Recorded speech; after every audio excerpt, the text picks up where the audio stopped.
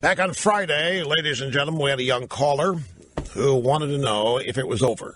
He's a Cruz supporter. He's from Texas, 14 years old, and asked me if Cruz still had a chance. This is what I told him. The fact that Ted Cruz is in second place is astounding.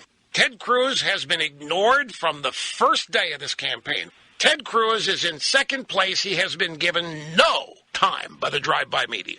He has been shown no respect. They have not treated him as a viable candidate. He has been hammered over and over by every other candidate.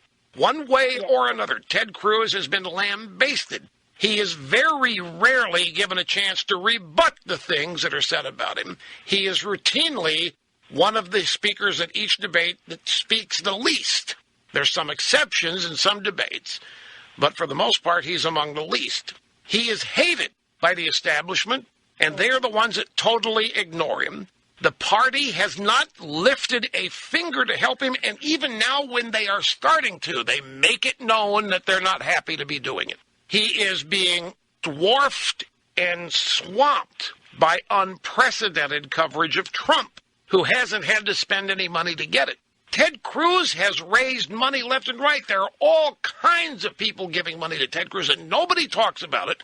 Nobody wants to talk about Ted Cruz. We're told over and over that everybody in the Senate hates him. We're told over and over everybody in Washington hates him, but yet he's in second place, and he's won 9 states. So you're asking me if I think Ted Cruz can win? Yeah, I do. I don't think it's anywhere near over yet. Everybody wants you to believe that it is. Everybody wants you to believe one of two things. It's over, Cruz is not going to get there, Trump is, or we're going to go to a contested convention, and it's going to be between Kasich and whoever else the establishment can throw up. It still amazes me. You have the establishment types with their secret dinner meetings, like last night here in Palm Beach, trying to figure out how to game the convention so that one of theirs can get the nomination. Then you have these conservatives who are plotting, trying to come up with a third-party candidate. And here again, nobody's talking about Ted Cruz. And he's there every day. And he's out campaigning. He's going everywhere. And he is in second place despite all of the obstacles that have been put in his way. So I think he can in any number of ways. Long shot, yeah. But still, I think it's a major achievement given the odds that have been stacked against him, which, hey, I'm not complaining about them. I'm just pointing them out. Nothing is guaranteed. I'm not crying about anything here. I'm just laying things out as I believe they've happened.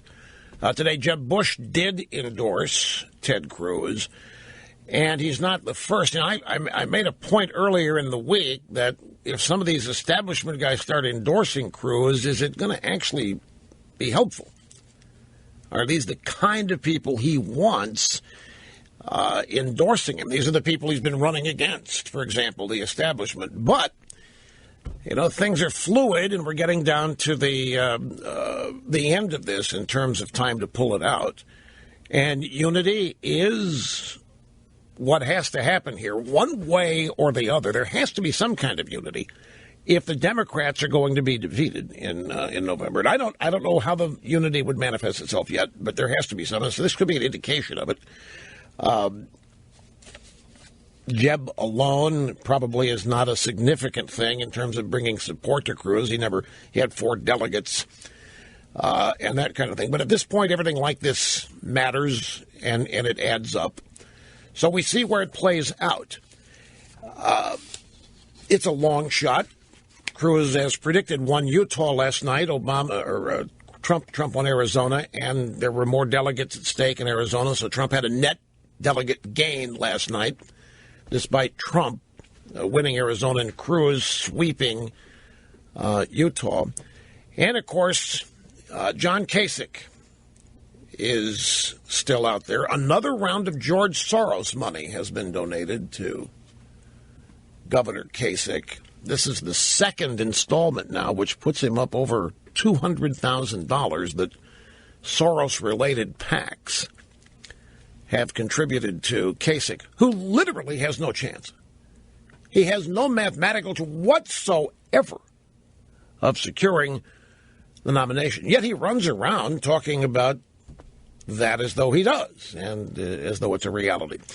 Now to Ted Cruz, this is CNN. Cruz on Tuesday called for law enforcement to step up their policing of Muslim neighborhoods in America in the wake of terror attacks in Brussels, comparing it to police boosting their presence in areas with known gang activity. You have a neighborhood where there's a high level of gang activity. The way to prevent it is you increase law enforcement presence there, and you target the gang members to get them off the streets. Cruz said this to Anderson Cooper 345 on CNN. He said, I'm talking about any area where there's a higher incidence of radical Islamic terrorism.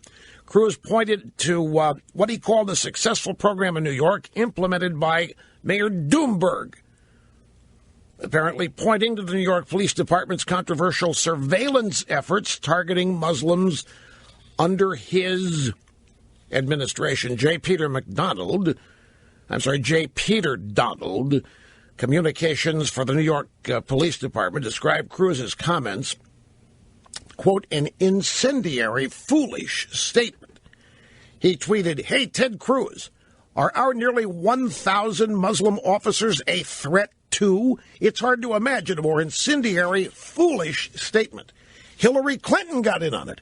Everybody has gotten in on ramming Ted Cruz on this, and we will continue with it when we get back.